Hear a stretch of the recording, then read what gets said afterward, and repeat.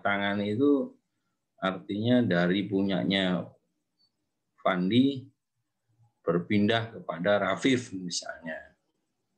Berarti hak kepemilikannya berpindah, ya. Itu. Kemudian pemusnahan. Pemusnahan itu adalah barang yang memang sudah nggak bisa digunakan lagi, nggak bisa dimanfaatkan, nggak bisa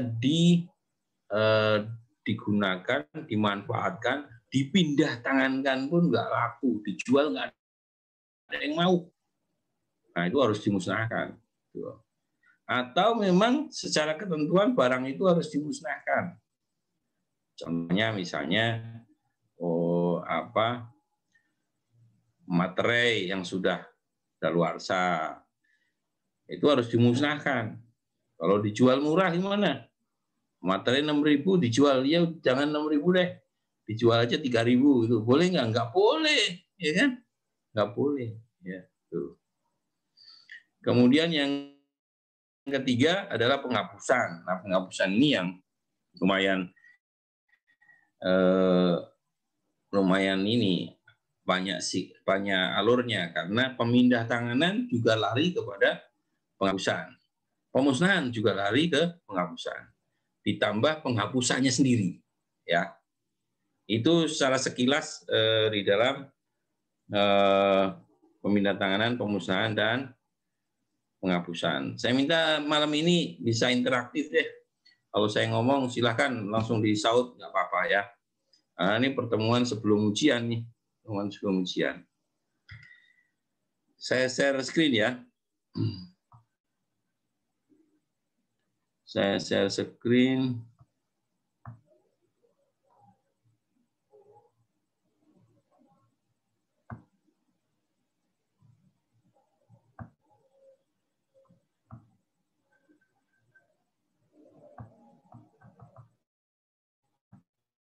Ceritanya agak terarah.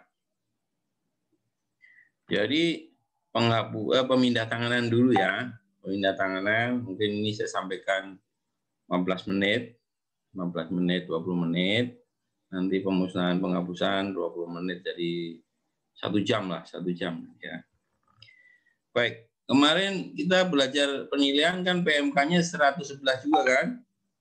Ya, 111. 111. Cuman tahunnya tahun berapa kemarin? Tahun 2017 ya. Nah, kalau ini PMK 11 tapi tahunnya 2016.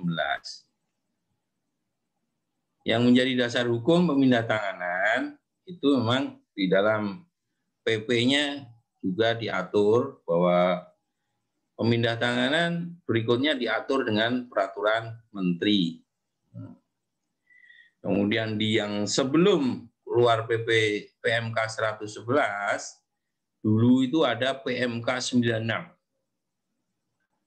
ini saya sebelum lanjut lagi, saya cerita nih kepada para mahasiswa ya.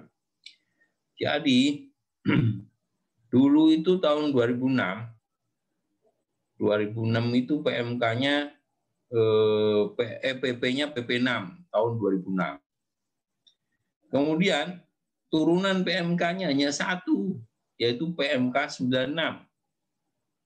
Itu terkait dengan penggunaan, pemanfaatan, penghapusan, dan pemindah tanganan.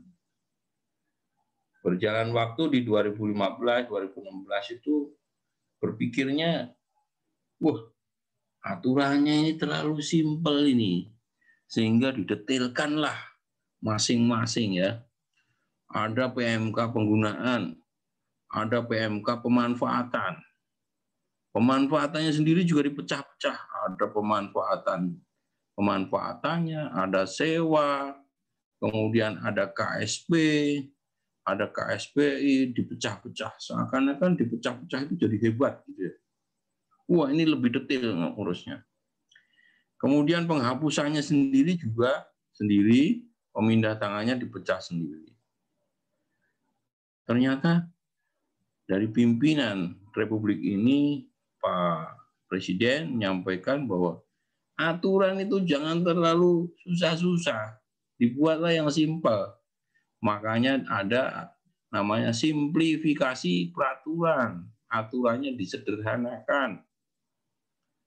Berubahlah di 2019, 2020 itu muncullah simplifikasi peraturan-peraturan. Baik PP-nya, baik PMK-nya, semua banyak digabung. Ya. Kemarin saya berikan contoh, kemarin saya PMK terkait dengan 172 ya.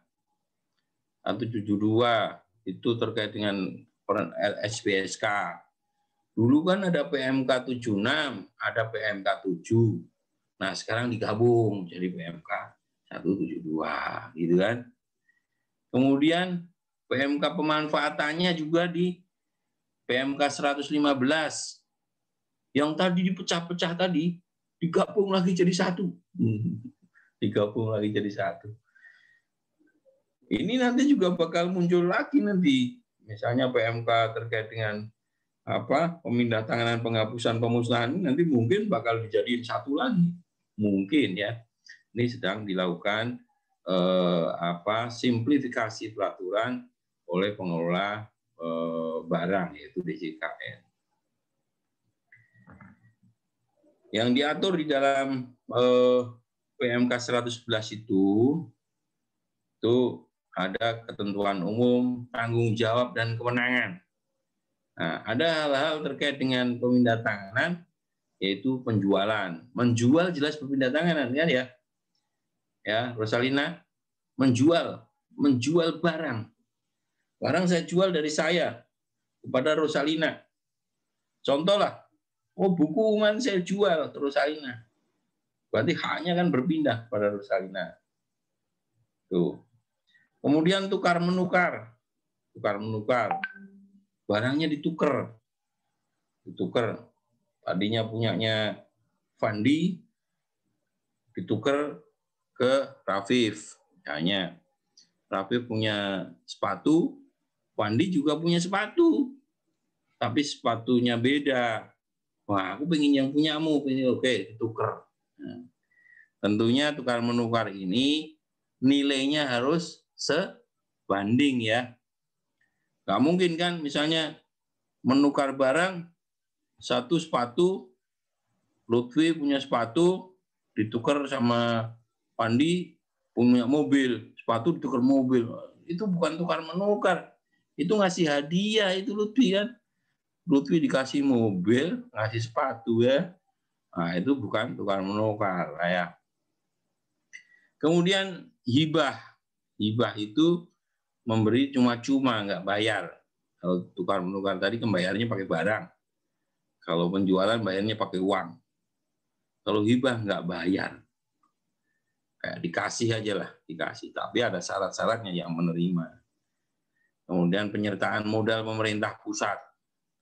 Jadi barang milik negara dijadiin modal di BUMN untuk pemerintah pusat, dari pemerintah pusat. Kemudian ada pelaporan, pemindahan non-wasdal, dan lain-lain.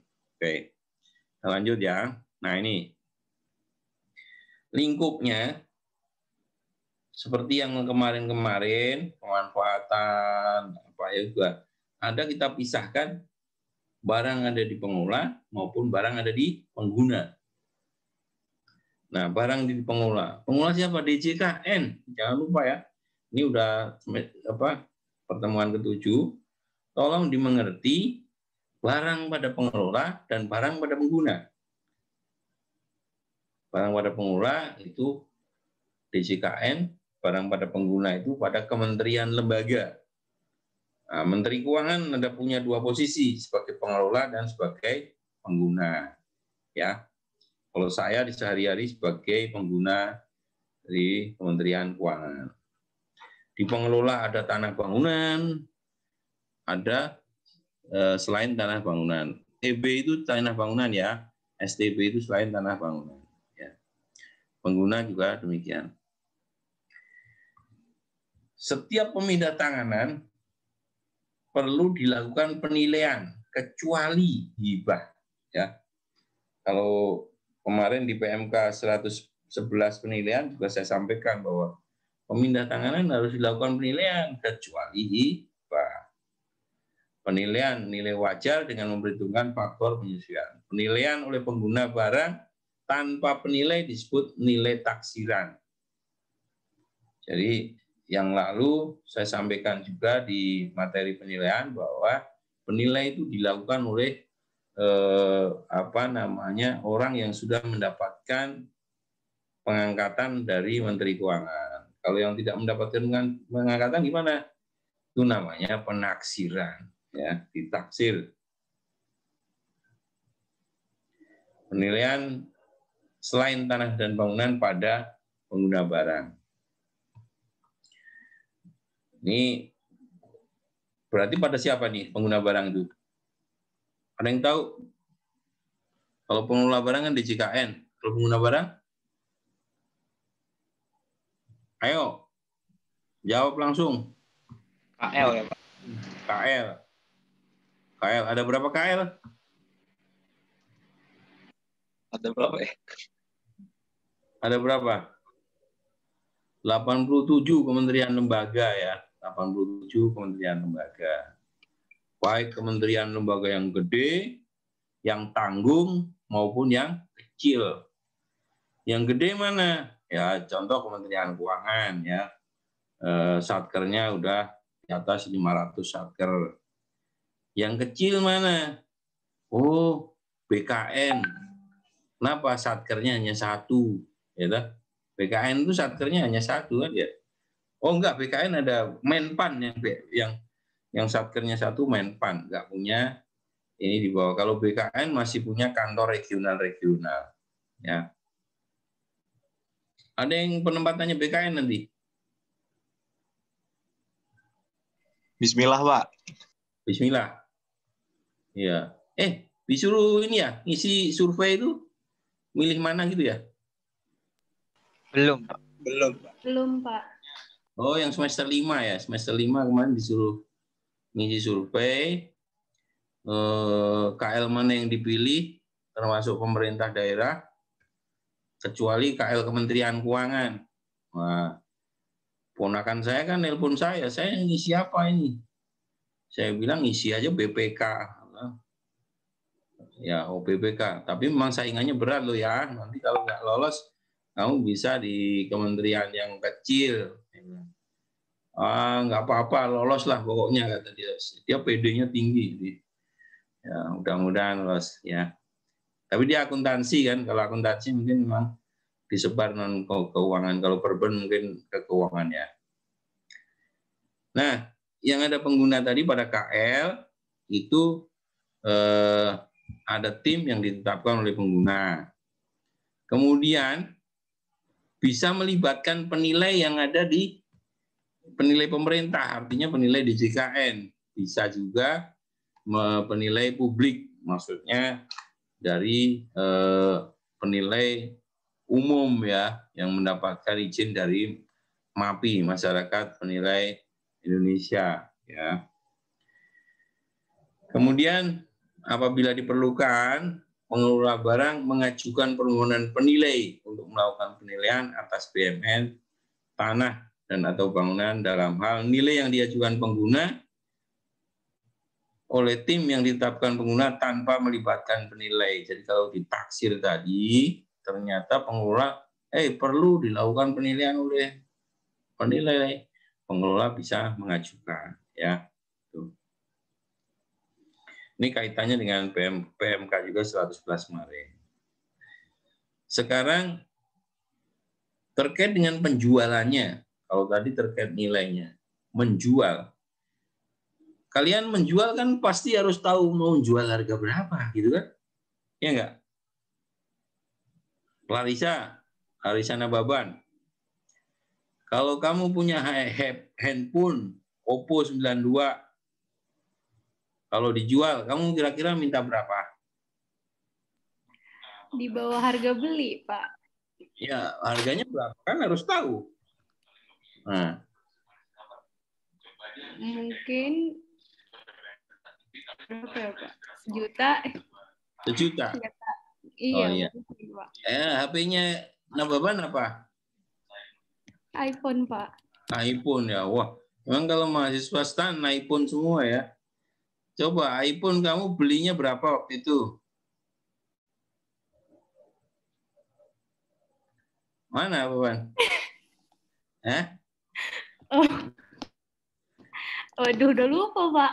Udah lupa ya. Kamu beli, misalnya beli 9 juta. 9 juta, udah dipakai 1 tahun. Sekarang kira-kira berapa itu Fandi kalau dibeli 9 juta udah dipakai setahun? Setengahnya. Setengahnya? Setengahnya. Boleh nggak itu Nababan dibeli 4,5 juta sama Fandi? Boleh, Pak. Boleh kan? Ini adalah Boleh, satu Pak. contoh ya, contoh bahwa orang mau menjual itu harus tahu nilainya. Orang yang mau beli juga harus tahu nilainya ya. Ya kan? Iya, benar, Pak. Benar. Itu makanya tadi saya sampaikan penilaian itu berkaitan dengan penjualan ya. Jadi permohonan penjualan yang berada pada pengguna itu harus diajukan 6 bulan sejak tanggal persetujuan penjualan dari pengelola barang. Menjualnya pakai apa? Pakai lelang. Lelang melalui kantor KPKNL. Apabila melebihi 6 bulan, maka harus dilakukan penilaian ulang. Harus dinilai ulang. Kenapa kok harus dinilai ulang? Kira-kira apa? Barang sudah lewat 6 bulan sejak dinilai dulu, kalau mau dijual lagi harus dinilai ulang. Karena nilainya sudah berubah. Ya, iPhone-nya Clarissa Nababan tadi setengah tahun ke depan lagi bakal turun nilainya. Bakal turun, ya kan? Nah, sehingga yang mau jual juga harus menurunkan harga, yang mau beli juga tahu bahwa harga itu memang sudah turun, ya. Ada pengecualian tidak dijual melalui lelang. Ini yang menarik adalah untuk BUMN khusus, yaitu rumah negara golongan 3. Itu dijual nggak melalui lelang, tapi dijual kepada penghuninya. Jadi ada rumah dinas, sudah digolongkan 3, itu bisa dibeli oleh penghuni tanpa melalui lelang. Yang kedua, kendaraan perorangan dinas yang dijual kepada pejabat negara. Nah, enak ini. Jadi pejabat negara itu apa? Ya, pejabat yang apa? Kayak di apa menteri ya, anggota DPR ya. Di sini juga termasuk pegawai negeri sipil, anggota tentara, kepolisian yang telah ditunjuk, yaitu jabatan tinggi madya. Jabatan tinggi madya itu apa? Ada yang tahu? Eselon 1. Jadi dia eselon 1. Dirjen, sekjen, itu bisa beli mobil yang dipegangnya, yang menjadi tanggung jawabnya, itu secara langsung, tidak melalui lelang. Enak kan? Enak. Kenapa kok dia diberi kewenangan sampai segitu? Ya orang dia ini mengabdinya juga udah lama, mau jadi sekjen yang 25 tahun ya, 30 tahun ya. Sehingga wajar sekali kalau dia diberikan penghargaan seperti itu. Kemudian yang tidak melalui lelang itu ada tanah bangunan untuk kepentingan umum, tanah kapling yang untuk perencanaan pegawai negeri. Selain tanah bangunan yang merusak tata niaga, apa ya yang merusak tata niaga? Selain tanah bangunan karena keadaan post miser. Bangunan yang berdiri di atas tanah pihak lain, BUMN lainnya yang ditetapkan oleh pengelola. Ini adalah sebuah pasal yang memungkinkan pengelola bisa menetapkan tanpa melalui lelang. Nah, di lelang bisa aja tidak laku kan? Dijual nggak laku ada nggak? Banyak. Ya, banyak. Misalnya, saya mau menjual sepeda motor. Sepeda motornya sepeda motor tua, tapi harga saya kemahalan. Kira-kira laku nggak? Nggak laku, ya. Kalau nggak laku, berarti barang itu 6 bulan nggak laku, berarti harus dinilai ulang kan? Dinilai ulang, ya. Nah, sebelum masa waktu 6 bulan, itu bisa dilakukan lelang ulang lagi. Ya, lelang ulang. Kalau tetap nggak laku, 6 bulan nanti baru dilakukan penilaian ulang. Nah, di paling bawah itu ada kata-kata, bila tidak laku terjual, pengelola barang dapat melakukan alternatif bentuk lain pengelolaan BUMN. Ada yang tahu maksudnya? Ada yang tahu maksudnya enggak nih? Ayo, langsung bersuara. Saya nggak bisa melihat angkat tangan. Yang angkat tangan siapa itu nggak bisa lihat. Bayuan tahu nggak Bayuan? Bila tidak laku dijual, pengelola barang dapat melakukan alternatif bentuk lain pengelolaan BUMN.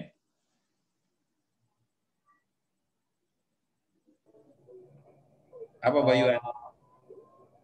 Alternatif pengelolaan BUMN yang lain ya mungkin disewa Pak atau digunakan juga gitu Pak. Disewa atau digunakan? Iya, digunakan. Padahal barang ini tadi kan sudah mau dipindah tangankan karena emang sudah tidak sesuai lagi dengan tugas dan fungsi, atau barangnya sudah rusak, sudah nggak bisa digunakan. Ya. Ada yang lain? Dimusnahkan, Pak. Dimusnahkan. Ini yang ngomong nih? Fandi, Pak. Fandi ya. Apalagi? Ditukar menukar, Pak. Ditukar menukar. Apalagi? Dihibahkan, Pak. Dihibahkan. Oke ya. Jadi kalau tidak laku dijual, barang itu bisa, udahlah. Ini ada komputer bekas ini nggak laku dijual. Udah dihibahkan aja ke pesantren. Nah, berguna lah bagi pesantren kan? Atau tadi ditukar. Ya ditukar tentunya memang ada aspek dari sisi nilai mungkin kecil ya.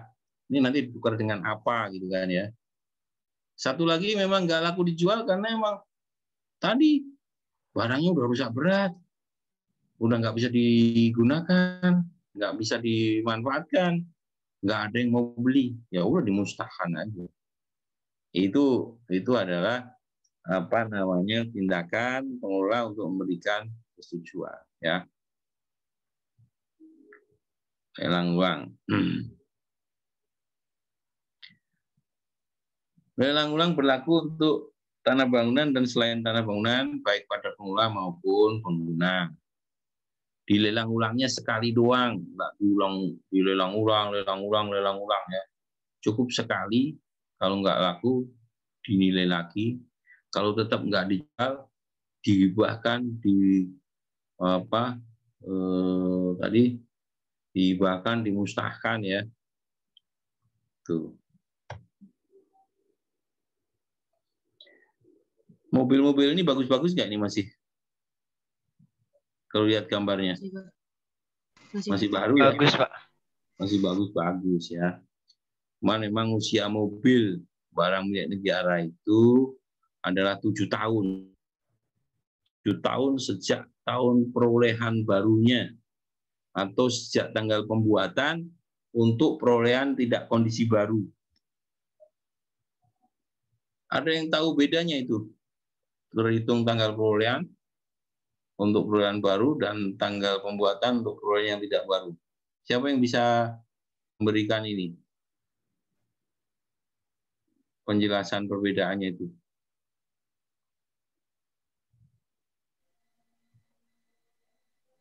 Ayo siapa? Nyoba, Pak. Coba aja. Kalau tanggal perolehan untuk perolehan baru itu berarti dia dihitungnya tanggalnya dari tanggal pembeliannya. Ya. Sedangkan untuk perolehan dalam kondisi tidak baru, itu dihitungnya dari tanggal pembuatan mobilnya.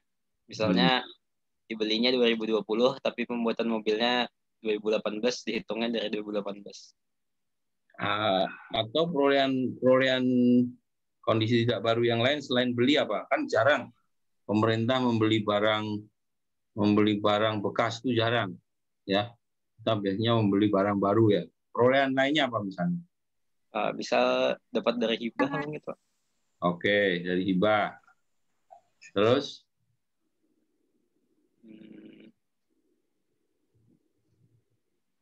Ya, jadi dapat hibah dari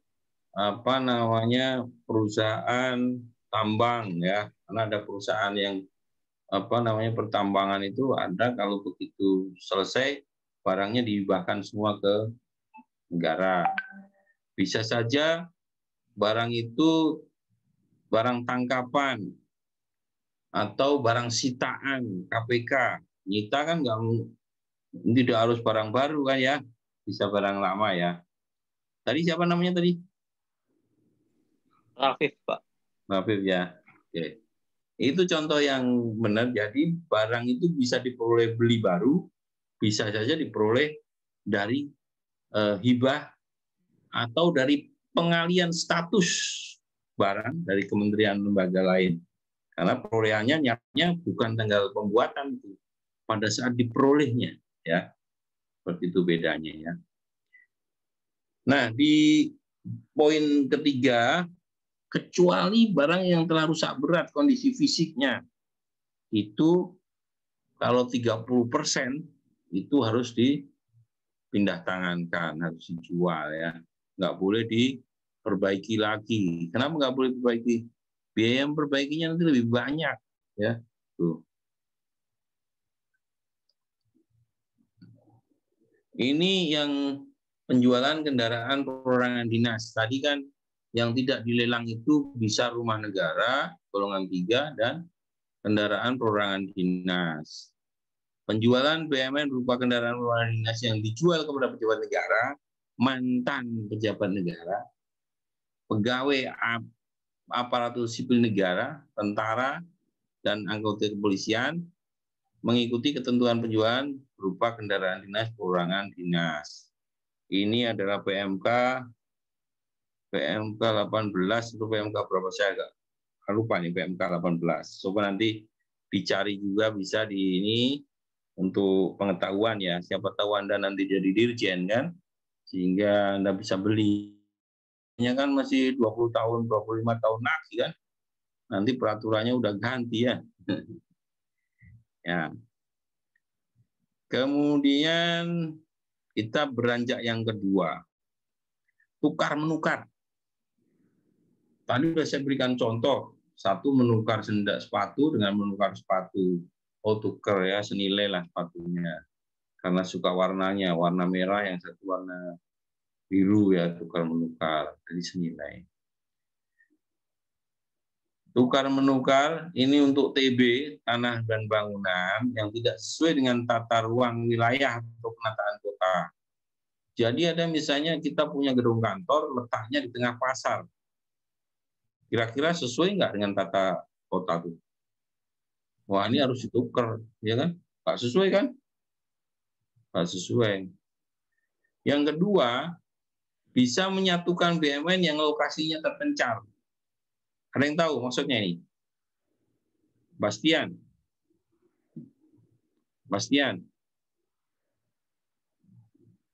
Iya, Pak. Tahu nggak yang poin kedua itu? Menyatukan BUMN yang lokasinya terpencar. Mungkin maksudnya, Pak, supaya BUMN yang lokasinya ini terpencar bisa disatukan, Pak. Jadi koordinasinya jadi semakin gampang.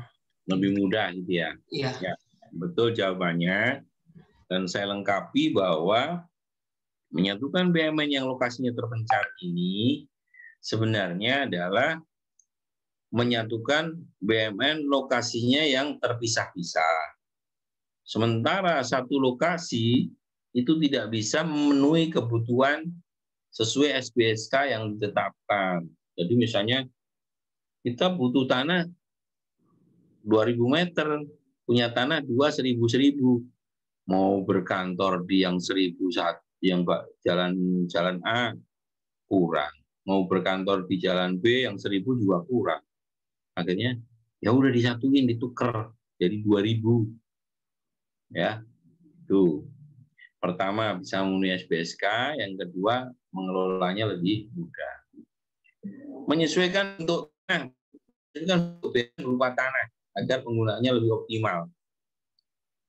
Ini tadinya misalnya bentuknya itu enggak teratur, sehingga ini bisa ditukar dengan sebelahnya sehingga menjadi teratur.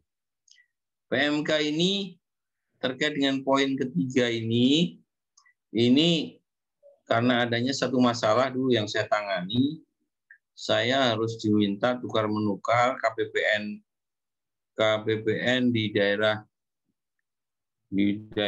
Aceh. Saya diminta memproses nuker dengan tanah di belakangnya. Ada sebagian ditukar. Saya bilang kalau saya tukar, saya bukakan pintu akses jalan, nanti dia bakal nilainya bakal berlebih. Akhirnya saya akan memberikan kekayaan, keuntungan kepada pihak lain. Saya menolak. Sehingga ini dimunculkan di dalam PMK. Jadi memungkinkan sekali menyesuaikan bentuk tanah. Kemudian tukar menukar karena memang pelaksanaan rencana strategis pemerintah. Mau dibuat jalan antara perbatasan luas, jadi jalannya gede seperti di daerah itu ya Kalimantan ya, Kalimantan itu banyak ditukar-tukar juga di sana tuh. Tanah bangunan guna memberikan akses jalan. Nah ini juga tanah itu kan banyak mempunyai fungsi sosial ya. Nggak boleh orang di belakangnya tidak mendapatkan jalan, sehingga itu bisa ditukar untuk memberikan akses jalan kepada yang di belakang. STB yang ketinggalan teknologi. STB yang selain tanah bangunan yang ketinggalan teknologi. PC-nya udah ketinggalan ini. Ya udah ditukar saja, bisa memungkinkan sekali. Ini untuk tukar menukar. Tukar menukar itu ada yang melalui tender, pada hakikatnya harus melalui tender. Tapi ada tukar menukar yang tidak memerlukan tender. Siapa itu? Yaitu tukar menukar dengan pemerintah daerah. Tendernya paling sedikit 3 calon ya. Apabila dikurang dari 3 maka bisa ditender ulang. Nah, tender ulang bisa 2 peserta maka dilakukan seleksi langsung. Bila calon hanya 1 peserta maka dilakukan penunjukan langsung. Mudah kan ya? Penjelasannya mudah ya. Tender 3, tapi kalau nggak bisa 3 diulang. Kalau hanya 2 pilih seleksi langsung ya. Tapi kalau 1 dilakukan penunjukan langsung. Ada istilah penilikan. Penilikan dilakukan sebelum dilakukan penyerahan BMN, pengelola barang melakukan penilikan, memeriksa kesesuaian spek jumlah barang pengganti dengan yang kita lepas. Apa syaratnya? Barang pengganti nilainya minimal harus sama, minimal. Kalau lebih gimana? Boleh nggak? Boleh. Ya. Nah, ini kasus ini nanti bakal ada benturan apabila kita melakukan tukar menukar dengan pemerintah daerah, baik kota maupun provinsi. Karena si provinsi juga punya syarat. Aku ngelepas 100, dapat gantinya minimal 100. Kalau kurang dari 100 nggak boleh. Sehingga kalau pemerintah pusat tukar menukar sama pemerintah daerah, ada selisih atas selisih tersebut. Nah, selisih itu gimana? Itu biasanya kita lakukan hibah. Selisihnya dihibahkan. Ya. Setelah dilakukan tanda tangan perjanjian tukar menukar, maka harus tanda tangani BAST, serah terima barang. 1 bulan paling lambat kalau barangnya sudah disiapkan. Maksudnya apa? Sepatu ditukar sepatu, barang sudah siap. Tapi 2 tahun jika barang penggantinya belum siap digunakan. Apa maksudnya? Saya punya bangunan, mau ditukar bangunan juga. Bangunan tukarnya itu harus dilakukan pembangunan. Nah, paling lama adalah 2 tahun. Ya. Ini perjanjian tukar menukar. Namanya mau ditukarkan harus ada perjanjian. Ya. Perjanjiannya tidak itu dengan serah terima. Kewajiban mitra untuk mengembalikan BUMN dalam kondisi sekurang-kurangnya seperti saat perjanjian ditandatangani dan memenuhi seluruh klausul yang tercantum dalam perjanjian. Ini yang untuk kepentingan umum tadi. Jadi tukar menukar untuk kepentingan umum itu buat apa sih? Bangun jalan, ya kan ya.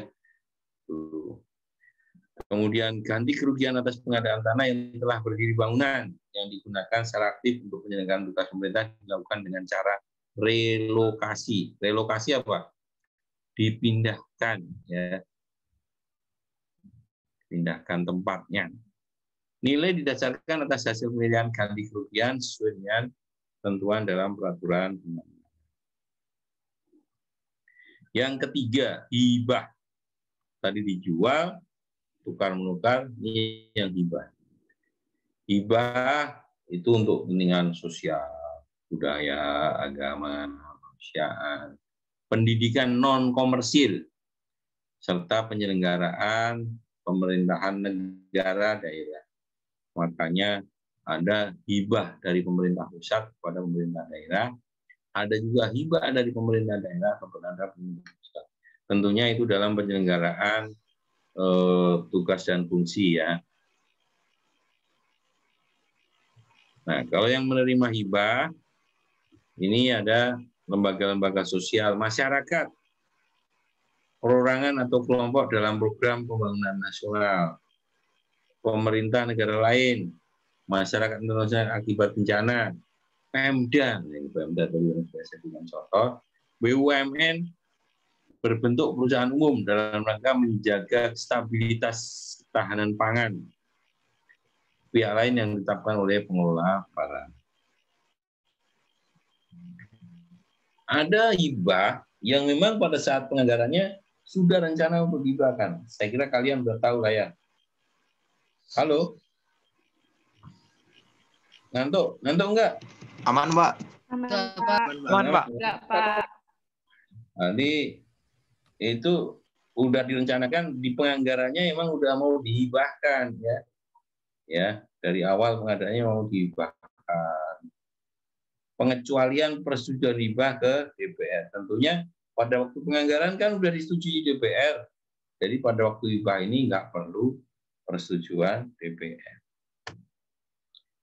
Penerima hibahnya, ya. Jadi hibah tadi ada usulan hibah, kemudian ada persetujuan, terus ada perjanjian, akte hibah, naskah hibah, baru nanti ada BAST. Kapan ditandatangani? Paling lama 3 bulan, gitu ya, setelah tanggal persetujuan. Contoh-contoh ini sudah saya kirim di Google Classroom, berkas-berkas pengelolaan BUMN, nanti bisa dicontohin, penggunaan ada, usulan pemanfaatan ada, gitu ya, dan sebagainya. Kemudian penyertaan modal pemerintah pusat, ya, pengajuan permohonan BUMN menjadi PMPP oleh pengguna dilaksanakan paling lama 6 bulan sejak tanggal berita acara serah terima operasional. Berita acara serah terima operasional sekurang-kurangnya menyebut jenis BUMN yang akan jadi penyertaan modal, hak penerima, pencatatan yang menjadi kewajiban pengguna. Nah, persetujuan DPR untuk pelaksanaan pemindahan BUMN yang dari awal pengadaannya menjadi PMP. Jadi pada waktu mau dibeli, dianggarin memang, oh ini nanti dibeli tapi untuk penyertaan modal pemerintah pusat. Ya.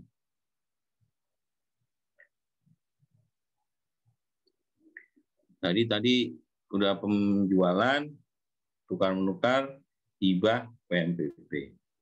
Atas semua pemindahantanganan tadi perlu dilaporkan pelaksanaan pemindahantanganan. Pengguna melaporkan pelaksanaan pemindahantanganan yang merupakan satu kesatuan dengan laporan penghapusan. Kenapa harus dilaporkan satu kesatuan?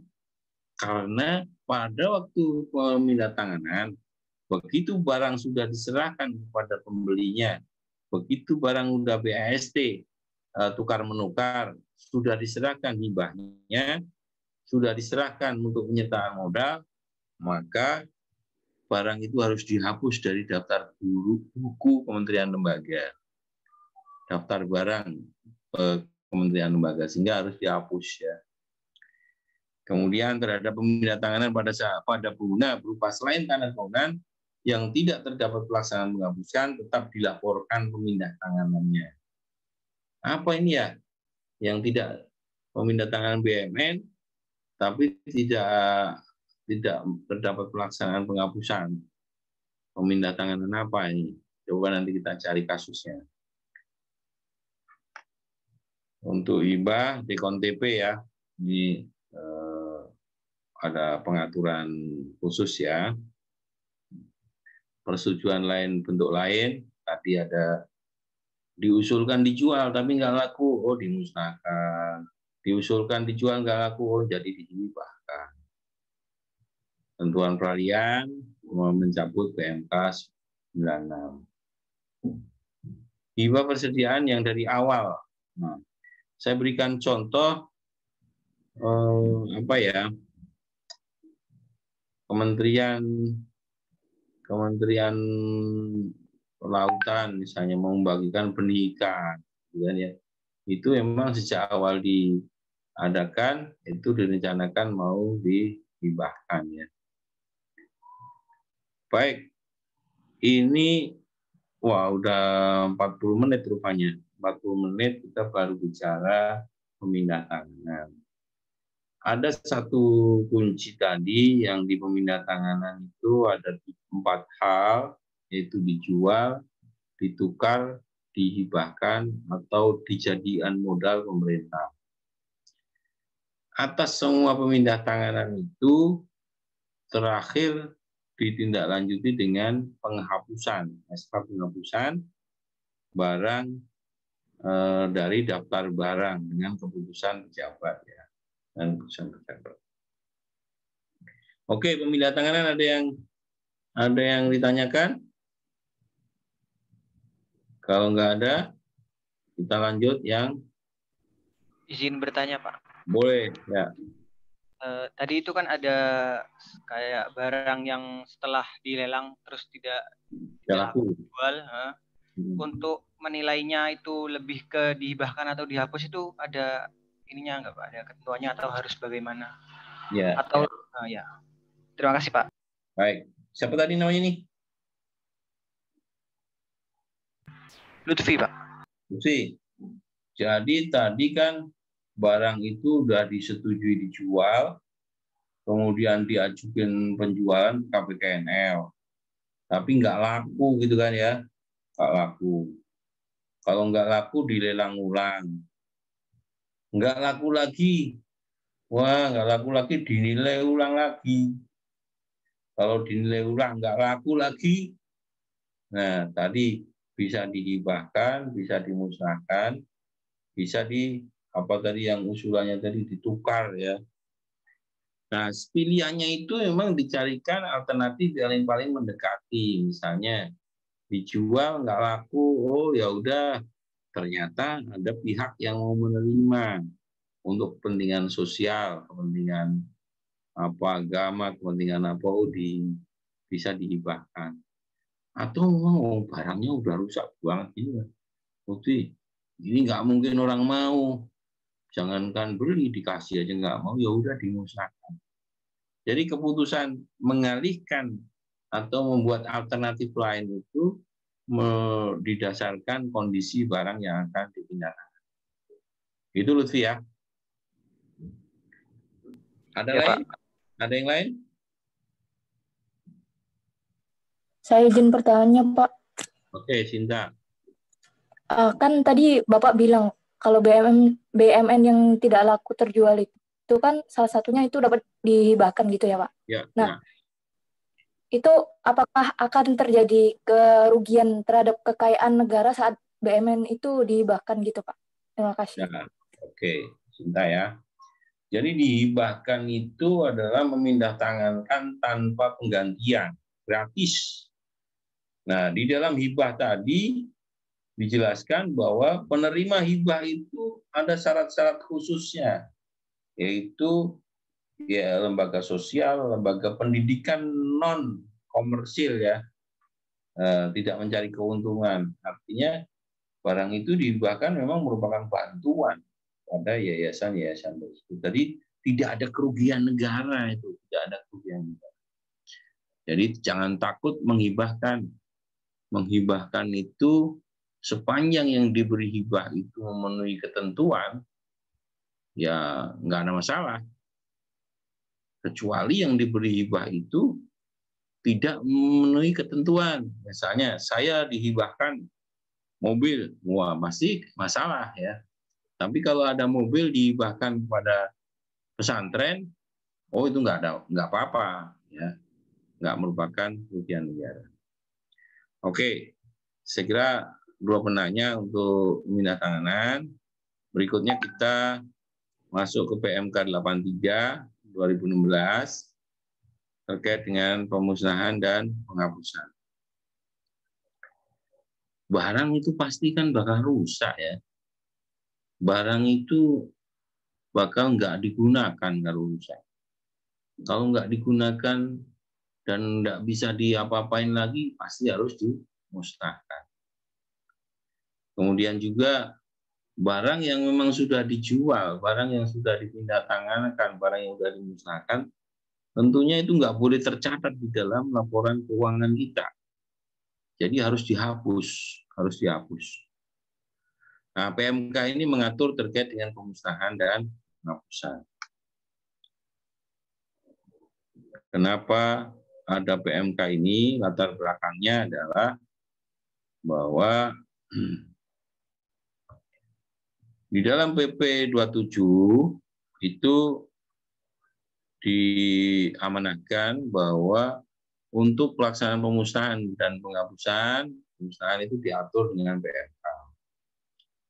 Kemudian untuk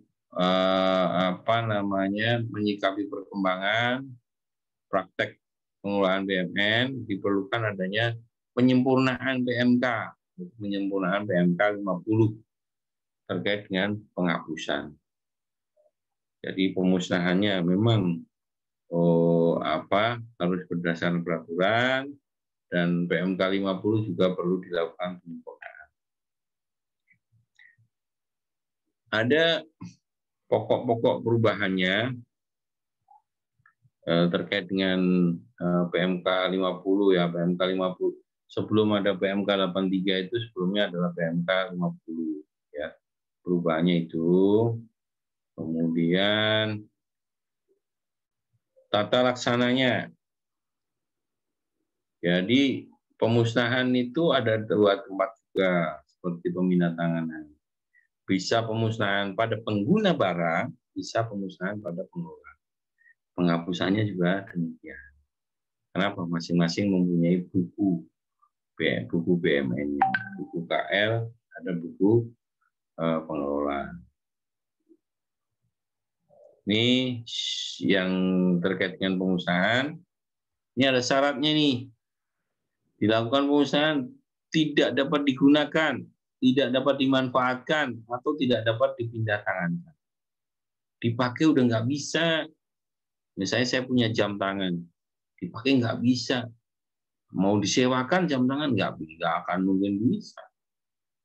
Bahkan mau dijual nggak laku, ya maka dimusnahkan. atau ada alasan sesuai dengan peraturan undang-undang. Bagaimana cara memusnahkannya? Ada 6 cara. Barang kalau kertas dibakar, kemudian ada apa misalnya dihancurkan, ya, ditimbun, ditenggelamkan, dirobohkan, atau cara lain sesuai dengan peraturan undang-undang. Contoh misalnya pita cukai itu dihancurkan, ya, dihancurkan. Kenapa? Kalau nggak dihancurkan nanti diambil orang buat disalahgunakan. Subjeknya ada pengelola, ada pengguna. Objeknya bisa bangunan selain tanah dan bangunan. Kenapa nggak ada tanah? Karena tanah nggak ada yang dimusnahkan, kan ya? Siapa yang berani memusnahkan tanah? Ada yang berani memusnahkan tanah? Hah? Nggak ada, kan? Kalau bangunannya udah mau rubuh, ya dimusnahkan. Apalagi misalnya ada HP-nya udah rusak banget, ya udah dimusnahkan aja. Mau diservis juga biayanya lebih banyak nih. Mending dimusnahkan. Contoh ekstrimnya seperti itu, ya. Oke. Penghapusan, tadi pengusaha, ini penghapusan. Penghapusan pada pengelola, penghapusan pada pengguna. Objeknya ada tanah dan atau bangunan. Selain tanah dan atau bangunan termasuk aset. Pertanyaannya, loh, ini kalau tanah kenapa bisa dihapuskan? Kalau dimusnahkan nggak bisa. Siapa yang bisa jawab? Izin, Pak. Siapa? Tia lu kita ning Tias. Tia mana Tia? Ya, Pak. Tia. Tanah bisa dihapus enggak? Enggak, Pak. Tanah sebagai barang milik negara bisa dihapus apa tidak? Enggak, Pak. Nah, pertanyaannya lagi, tanah bisa dimusnahkan apa tidak?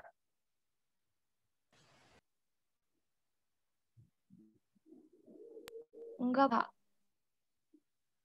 Nah, tapi di slide saya, penghapusan itu bisa untuk tanah dan bangunan. Tapi kalau pemusnahan tadi kan hanya bangunan saja, tanah nggak ada. Kalau Kira-kira jawaban Tia tadi kalau gimana? dihapus bisa, tapi musnahkan nggak bisa. Ya, gitu ya. Jadi dihapus bisa. Kenapa bisa dihapus?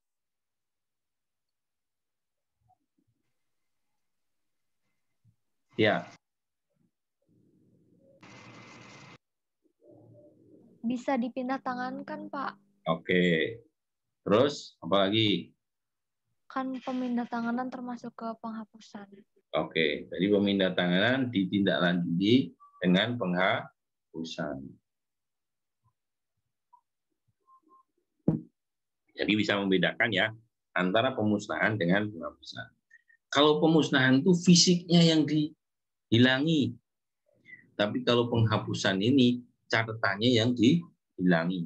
Gitu ya? Gitu, Tia? Iya, Pak. Oke. Prinsip umum penghapusan. Prinsip umum penghapusan itu menghapus dari daftar barang pada pengelola. Menghapus daftar barang daripada pengguna atau kuasa pengguna. Jadi barang itu ada barang pada kuasa, nanti dikompilasi pada barang pada pengguna, nanti dikompilasi jadi barang daftar barang milik negara. Ini tolong ini di tabel ini dapat dihayati ya. Apa yang menyebabkan dihapus? Pertama, menyerahkan barang kepada pengelola barang. Bagi KL harus dilanjutkan dengan penghapusan. Pengalihan status penggunaan kepada pengguna lain. Dari Kementerian Keuangan dialihkan status kepada Kementerian PU, itu juga dihapus. Kemudian karena pemindah tanganan, karena dijual maka dihapus. Karena pemusnahan, karena dimusnahkan maka juga dihapus. Adanya putusan pengadilan yang sudah memperkekuatan hukum tetap, ya dihapus. Menjalankan ketentuan peraturan perundang-undangan atau sebab-sebab lain. Nah, sebab-sebab lain ini juga ada banyak nih ya. Ada banyak, nanti dibaca di PMK 83. Misalnya sebab-sebab lain itu berdiri di atas tanah pihak lain. Kemudian bangunan rusak berat dan perlu dilakukan rekonstruksi. Nah, itu juga di dalam ketentuan sebab-sebab lain. Dihapusnya dengan keputusan pejabat. Jadi teman-teman ketahui ya, daftar barang itu sekarang disimpan di dalam sebuah sistem namanya SIMAK BMN untuk selain Kementerian Keuangan. Untuk Kementerian Keuangan menggunakan Sakti, ya, Sakti. Daftar barang yang ada di Sakti di SIMAK itu bisa dihapus kalau ada keputusan pejabat. Kalau nggak ada keputusan pejabat untuk menghapus, itu bukan penghapusan, tapi menghilangkan data. Menghilangkan data. Ini untuk barang yang ada di pengguna. Kemudian untuk barang pengelola, itu bisa dihapus karena apa? Karena diserahkan kepada pengguna. Misalnya barang yang ada di pengelola, misalnya ex-BPPN. Oh, diserahkan pada pengguna, maka bisa dihapus. Adanya putusan pengadilan, menjalankan ketentuan perundangan, pemusnahan, dan sebab-sebab lain. Itu ya. Pada pengelola juga bisa dijual barang itu, bisa ditukar-menukar sama ya. Kemudian prinsip umum untuk penghapusan barang tak berwujud dan barang berwujud. Ya, untuk berwujud tentunya karena sebab-sebab lain itu hilang. Barang hilang, motor hilang, mobil hilang, oh ya bisa dihapus. Mati, hewannya mati. Ya, itu. Tadi sudah sekilas saya sampaikan juga. Kemudian aset tak berwujud. Nah, ini isu-isu yang baru terkait dengan aset tak berwujud ya. Tidak sesuai dengan teknologi. Banyak teknologi berkembang cepat sehingga hardware-nya atau software yang dibelinya udah nggak bisa dipakai lagi ya. Atau rusak berat. Aset tak berwujud bisa rusak berat nggak? Bisa kan ya. Sistemnya udah error atau ini ya. Masa manfaat kegunaan telah berakhir. Tahap persyaratan. Nah, ini pemusnahan pada pengguna barang. Ada tahapannya. Ada persiapan, permohonan, persetujuan, dan pelaksanaan. Kemudian sebab-sebab lain tadi ya, ada hilang, kecurian, terbakar. Seperti apa? Itu ureanya seperti yang ada di dalam slide ya. Saya kira ini bisa dibaca aja ya. Pak, izin bertanya Pak. Ya, silakan. Untuk barang yang hilang atau kecurian itu misal pemusnahannya jangka waktu sejak kehilangannya itu berapa bulan Pak? Atau berapa tahun? Pemusnahan atau penghapusan? Penghapusan. Ini siapa ini? Siapa sih ini? Almira. Almira, nomor absen 1 ya. Iya Pak. Jadi barang hilang itu jangan dimusnahkan karena barangnya udah nggak ada, ya kan? Iya Pak, salah Pak. Ya, barangnya udah nggak ada, barang hilang itu bisa dihapuskan. Dihapuskannya tentunya prosedurnya adalah diusulkan penghapusan, nanti disetujui penghapusan, nanti dikeluarkan SK penghapusan dan dari buku barangnya dari SIMAK BMN dari Sakti itu dihapus ya. Pertanyaan tadi berapa bulan gimana? Ya, ada jangka waktunya tidak Pak? Misalnya untuk menunggu pembuktiannya gitu Pak. Oh, yang kehilangan. Iya. Betul. Jadi namanya kehilangan tentunya harus ada sebuah tanggung jawab mutlak ya. Tanggung jawab mutlak, misalnya kehilangan sebuah mobil. Tentunya harus lapor polisi kan ya, harus lapor polisi, ada keterangan hilang, ada berita acara pemeriksaan. Misalnya Almira diberi tanggung jawab megang motor. Misal nih ya, motornya hilang.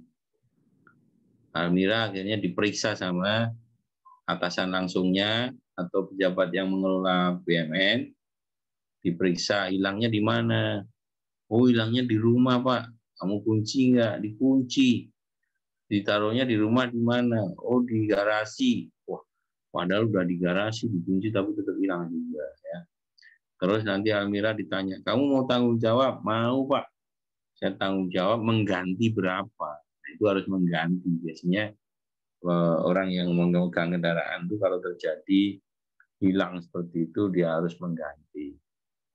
Begitu ada pernyataan kesanggupan mengganti, maka diusulkan penghapusan. Usulan penghapusan disetujui, maka dikeluarkan SK penghapusan. Berapa lama itu? Berapa lama itu sebenarnya ada IKU-nya di DJKN, ada IKU-nya di masing-masing kementerian lembaga. DJKN itu paling lambat seminggu udah harus disetujui, saya kan. Nanti dari persetujuan itu paling lambat 1 bulan harus di SK-kan penghapusan. Paling lambat 1 bulan SK penghapusan. Itu Almira ya. Iya, Pak. Oke. Terima kasih, Pak. Ya. Ada yang lain? Izin bertanya, Pak. Ya, Muhammad Waliuddin. Iya. Untuk yang ganti rugi barang yang hilang tadi, itu nilainya disesuaikan dengan harga belinya atau penyesuaian sesuai masa pakainya, Pak? Ya. Kurangi depresiasinya mungkin ya? Ya. Itu, Pak. Jadi ganti rugi itu ditetapkan oleh pejabat yang bertanggung jawab di kepala kantor di situ, tentunya melihat dari harga pasarnya, bukan harga perolehan. Kalau misalnya mobil Innova belinya 300 juta, sudah berumur 10 tahun, ya tentunya sekarang misalnya tinggal 70 juta, yang gantinya bukan 300 juta, tapi tinggal gantinya cuma 70 juta. Angka itu diambil dari mana? Kalau mobil biasanya kita ambil dari Dinas Perhubungan. Dia yang mempunyai daftar harga kendaraan, umurnya berapa, seperti itu. Terkait dengan digunakan untuk penetapan pajaknya itu, Muhammad Waliuddin ya. Iya, Pak. Oke. Tapi kalau barang lain, misalnya apa? Laptop, ya perkiraan harga pasar. Perkiraan harga pasar seberapa itu nanti yang disediain dari PGR-nya. Dan itu sepakatan antara kepala kantor dengan si orang yang harus bertanggung jawab. Baik, ada lagi? Kasih, Pak. Oke. Siapa yang belum pernah aktif bertanya? Kira-kira siapa? Ada contoh kasus kemarin saya di kelas manajemen aset 41 ya. 41 atau 44. Saya lupa. Kebetulan kan kalau kemarin kan tatap muka ya. Jadi saya hafal si anak itu, mahasiswa itu, tiap hari duduknya di belakang paling pojok kiri. Udah pokoknya di situ saya hafal. Begitu kuliah diem, udah nggak nanggapi, nggak apa. Begitu ujian UTS nilainya kecil. Akhirnya saya panggil, coba nilainya kecil banget nih. Nanti kamu apakah bisa ngejar UAS, nanti nilaimu bisa B atau saya B+ gitu ya. Mengerjakan tugas juga ngumpulnya telat. Wah, ini anak ini pasti ada masalah ini. Pasti ada masalah keluarga, masalah pribadi ya. Benar. Pada saat UAS, untung saya sebelumnya sudah memberikan tugas tambahan kepada yang bersangkutan. Sehingga nilai tugasnya bagusan lah. Pada waktu UAS nilainya rendah lagi. Aduh, wah ini bisa terancam anak ini ya. Nah, saya kan mensiasatinya dengan tugas tapi sebelum nilai UAS dikeluarin. Kalau tugas sudah nilai UAS dikeluarin, itu berat juga bagi dosen untuk membantu ya. Akhirnya dari saya angkat nilainya dari C menjadi B+ loh. Coba bayangkan saya udah mengangkat ini B+. Kemudian dia ternyata ada mata kuliah yang lain nilainya hancur-hancur. Waduh. Sehingga IP kumulatifnya dia kurang. Datang ke saya minta dinaikin lagi. Waduh. Nah, ini secara histori nilai dari UTS sampai dengan UAS itu untuk menjadi B+ itu saya sudah ngangkat banyak ini. Udah ngangkat banyak sehingga saya minta maaf dan mungkin cari yang lain. Dan waktu itu memang dari kampus menyampaikan supaya jika ada anak yang meminta tambahan nilai yang sudah diputuskan agar tidak dilayani ya. Makanya pengalaman di kemarin dia DO akhirnya di kelas-kelas seperti sekarang ini saya meminta supaya coba tidak aktif itu tidak tahu atau sudah mengerti. Kalau tidak tahu, coba kalau malu di dalam forum kelas bisa japri ke saya. Itu dalam rangka apa? Dalam rangka nilainya itu supaya bagus-bagus semua. Saya mengajar sudah sejak 2015 ya. 2015 saya ngajar, saya nggak pernah ngasih nilai D. Ngasih nilai C itu dalam satu kelas cuma ya 1-2 orang. Kebanyakan nilainya adalah amin ya, B+ ya. Kebanyakan itu B itu sedikit juga. Artinya saya memahami pengelolaan BUMN itu sangat luas, sehingga pada saat orang memahaminya terbatas, itu saya sudah memaklumi dan nilai itu sudah saya angkat sesuai dengan porsi dia pemahaman.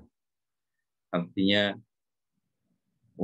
kalau saya jelaskan satu karung, dia bisa menangkap setengah karung, itu saya sudah beri apresiasi, ini anak ini juga harus lulus. Karena untuk mendapatkan satu karung itu, dia harus berpraktek nanti di kantor.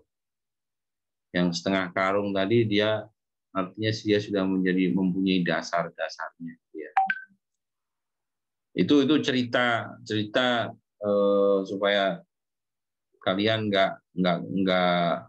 nggak takut dengan mata kuliah ini. Intinya mudah lah pengelolaan BUMN itu, termasuk nilainya. Benar kan, Imam? Imam ketawa-ketawa kan? Ya. Iya Pak. Jadi kameranya tadi goyang Pak. Oh goyang ya. Jatuh tadi Pak. Ya. Baik, ada yang ditanya? Izin bertanya Pak. Oke, Carmila. Mengenai ini Pak, penilaian untuk penjualan bongkaran bangunan Pak. Itu kan umumnya penilaiannya itu dilakukan sebelum bangunan dibongkar. Namun saya baca penilaian juga bisa dilakukan setelah bangunan dibongkar. Nah, pertanyaannya tuh hasilnya tuh hasil sebelum dibongkar sama setelah dibongkar itu sama atau beda ya Pak? Terus dalam hal apa penilaian dilakukan setelah pembongkaran? Iya. Baik. Terima kasih Kamila. Saya memang tadi belum menjelaskan terkait dengan penjualan bongkaran hasil renovasi. Ya. Jadi kalau pemindah tanganan itu kan barang BUMN-nya hilang dipindah tangankan ya. Ya kan? Tadi ada sebuah NUP, nomor urut pendaftaran, atau sebuah nomor urut pendaftaran lah. Barang itu saya pindahkan dijual, saya pindahkan dihibah, ya, saya pindahkan ditukarkan. Itu satu paket barangnya saya serahkan, hilang sudah. Barangnya beralih hak. Nah, pertanyaan Kamila tadi, ada penilaian bongkaran bangunan. Itu adalah bongkarannya yang dinilai. Kenapa? Karena itu ada sebuah renovasi yang menghasilkan bongkaran bangunan. Contohnya apa? Misalnya merenovasi atap. Merenovasi atap itu bongkarannya apa? Bisa ada penutup atap, misalnya genting, ada kayu-kayunya, ya, ada kayu-kayunya. Nah, genting dan kayu-kayu itulah yang dijual setelah barang itu terbongkar. Ini kalau penilaian bongkaran. Tapi ada juga penilaian bangunan dalam rangka rekonstruksi, Kamila. Bangunan mau dibongkar, dibangun baru, tentunya kan NUP barang itu hilang ya, NUP-nya hilang. Jadi bangunan itu harus dipindah tangankan. Yang dipindah tangankan adalah bangunan tersebut, bukan bongkarannya, ya. Sehingga NUP-nya hilang. Nilainya gimana? Nilainya adalah pada saat bangunan berdiri. Pada saat bangunan berdiri, si penilai menilai, oh nanti kalau bangunan ini saya bongkar, yang laku dijual apa? Oh jendelanya, oh atapnya, oh besi-besinya, rangka besinya, ya kan? Tapi saya kurangi dengan biaya bongkar, dikurangi dengan biaya bongkar, sehingga misalnya barang-barang itu dijual laku 100 juta, tapi bongkarnya butuh 50 juta. Maka nilai jual bangunan itu adalah 50 juta. Terus nanti si pihak pemenang lelangnya itu yang membongkar bangunan itu. Itu Kamila. Jelas belum Kamila? Jelas, Pak. Terima kasih, Pak. Jadi nanti untuk penilaian bongkaran itu bisa membaca SE4 di JKN. Kalau penilaian dalam rangka rekonstruksi bisa lebih detailnya dibaca PMK 83. Penghapusan lain-lain, ya. Oke, ada lagi?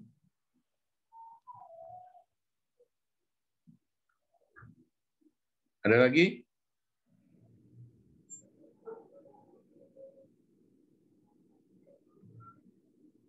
Kalau nggak ada lagi, mungkin ada yang mau cerita nih sebelum UTS. Ada yang mau cerita nggak? Kira-kira tanggapannya terhadap apa saya ngajarnya gimana? Baik, Pak. Gimana? Nah, baiknya gimana? Jangan cuma baik doang. Mudah dimengerti, kurang mudah dimengerti. Kalau kurang apanya sehingga saya bisa memperbaiki.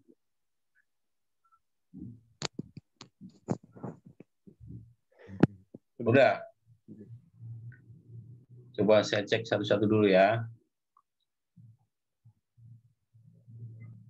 Ada Rafe, Fandi. Biar kenal karena saya nggak ketemu. Irfan nih backgroundnya apa, Pan? Irfan Adi Nugroho. Sekolah saya yang dulu, Pak. Sekolah Sekolah saya yang dulu. Sekolah yang dulu. Kok kayaknya konstruksi doang ya? Ya itu masih pembangunan, Pak. Oh. Jadi. Emang kenapa yang lamanya? Itu belum ada, Pak. Kalau yang lama. Oh gitu, yang lama nggak ada ya. Kalau Jonas dari mana sih? Jonas? Ya, Pak. Jonas, cuma kameranya dihidupin, John. Oh ya, Pak. Mana nih? Jonas. Kok hitam?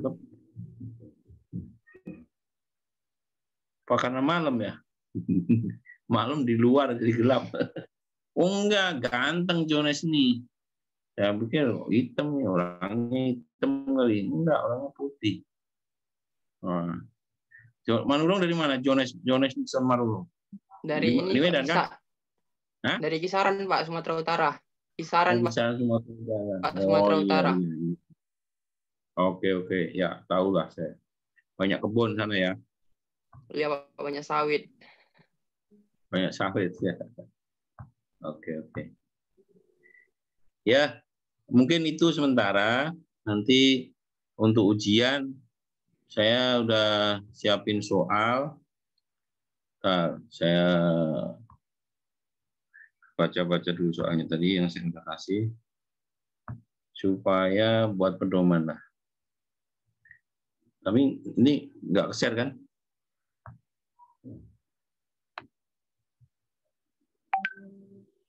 So,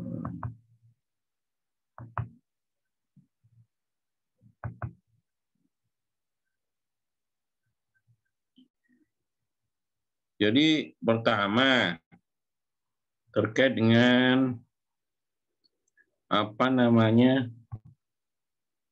peran pengelolaan BUMN terhadap laporan keuangan. Coba baca buku yang saya tulis itu, bahwa peran laporan BUMN, peran pengelolaan BUMN terhadap laporan keuangan itu berapa persen? Ada yang udah baca belum?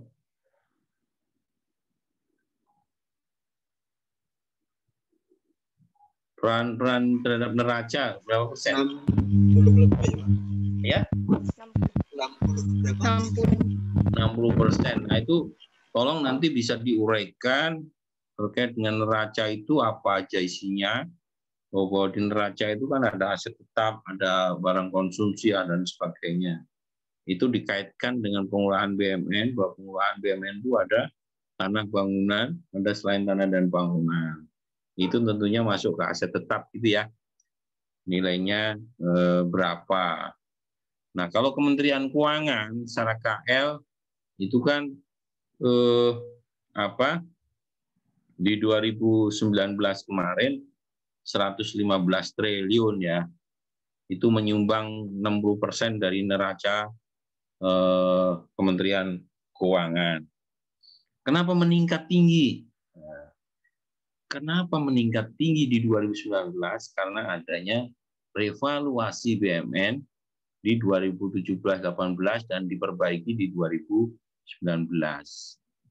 Pada waktu 2017-18 itu reval sudah ada, tapi belum boleh dilaporkan oleh BPK karena BPK belum meyakini kebenarannya. Sehingga di 2019 itu sudah diyakini dan minta dilaporkan di dalam laporan keuangan kita. Jadi perannya 60%. Tapi kalau secara LKPP, pemerintah pusat itu perannya kan 62% ya. Tuh. Kemudian untuk yang RKBMN, yang SPSK, pelajari seperti soal yang lama yang sudah dibagikan. Apa itu? Oh, kalau misalnya kantor ada pejabatnya sekian, kemudian jumlah eselon 3-nya, eselon 4, pelaksana apa, suruh ngitung berapa luasannya, seperti yang sudah kemarin dijadikan tugas ya. Kemudian terkait dengan ini ada penggunaan, ada pemanfaatan. Ada kasus misalnya, kasusnya itu kantornya ada gedung nganggur. Upayanya apa yang harus dilakukan? Upayanya apa? Karena misalnya ada di kota itu ada kantor kementerian lain yang masih sewa. Kira-kira diapain? Kan nggak mungkin itu disewakan, gedung kita disewakan, sementara ada KL lain yang masih nyewa, lebih baik ya udah dialih statuskan ya. Kemudian ada rumah negara yang berlebih, sementara ada yang membutuhkan. Jadi gimana? Atau ada yang berlebih tapi tidak ada yang butuh, gimana mau diapain? Kalau berlebih tidak ada yang butuh, ya kembalikan pada pengelola barang. Kalau berlebih ada yang butuh, ya dialihkan. Gitu ya. Mungkin seperti itu. Kemudian ada wujud pemanfaatan itu kan disewakan ya, ada disewakan. Nah, saya mungkin ini belum terpikirkan bagi saudara nih. Pada waktu menyewakan itu untuk mengamankan aset kita, tentunya harus didasari dengan kekuatan yaitu dokumen perjanjian ya. Nah, perjanjian itu harus dimuat apa aja. Tuh. Kemudian masalah periodisitas juga kalian harus pelajari. Kenapa kok kalau periodisitas bulanan, tahunan, harian, jam-jaman kok ada penyesuaian, kenapa? Tuh. Berikan ureanya seperti apa. Kemudian terkait dengan pemeliharaan juga demikian. Pemeliharaan itu mana yang boleh dipelihara, yang gambar tangan itu ya, yang gambar tangan. Yang tidak boleh dipelihara, yang sedang dipinjam pakai, yang sedang dimanfaatkan, kemudian yang sedang dioperasikan pihak lain, ya kan? Yang sedang digunakan sementara lebih dari 6 bulan, ya. Gambar tangan yang silang-silang itu. Ya.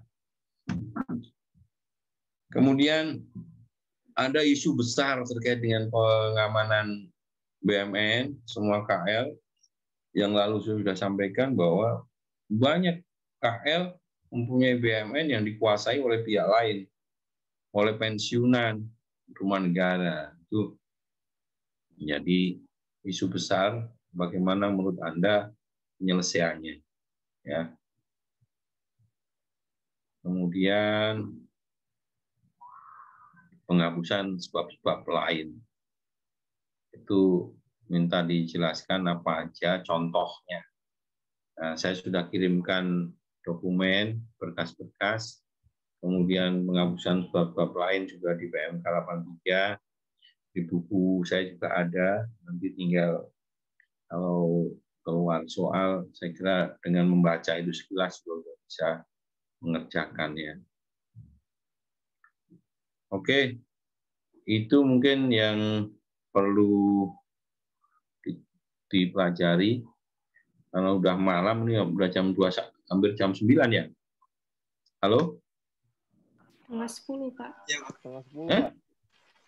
Kita sampai setengah 10 ya? Iya. Iya. Nah, kita mau lanjut sampai setengah 10 atau cukup segini aja? Nah, Tergantung Bapak aja, Pak. Oh, ini memang anak-anak yang baik ini. Cuman kok yang muncul gambarnya tinggal berapa, separuh nih. Jangan-jangan yang lain udah tidur. Yang lain udah tidur. Ini Reza dari tadi nggak memunculkan diri ya. Rebecca nggak muncul ya. Jangan-jangan tidur ini ya. Nah. Oke, itu aja informasi saya. Mudah-mudahan nanti UTS bisa mengerjakan lah ya. Amin. Ya. Pokoknya Anda baca, nggak usah tegang-tegang belajar. Baca aja. Nanti pada saat ujian kan, ujian Anda bisa open book kan? Ya. Beda sama ujian saya. Saya kalau ujian, Zoom-nya 2. Zoom-nya 2, satu Zoom ngerjain, yang satu Zoom ngawasi. Jadi satu laptop ngawasi, satu laptop untuk kerja. Rebecca baru muncul nih. Nah, jadi yang satu nggak mungkin saya akan bukain apa, nggak mungkin karena ketahuan saya sensor. Kalau kalian kan nggak ada, ngerjain sendiri, mau ngapain?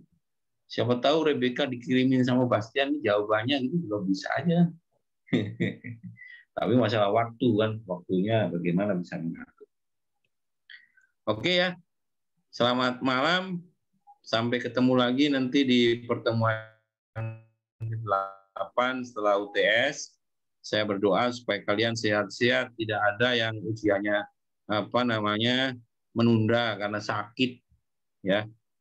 Mudah-mudahan semua berjalan dengan lancar ya. Saya tutup. Assalamualaikum warahmatullahi wabarakatuh. Waalaikumsalam warahmatullahi wabarakatuh. Terima kasih, Pak. Makasih, Pak.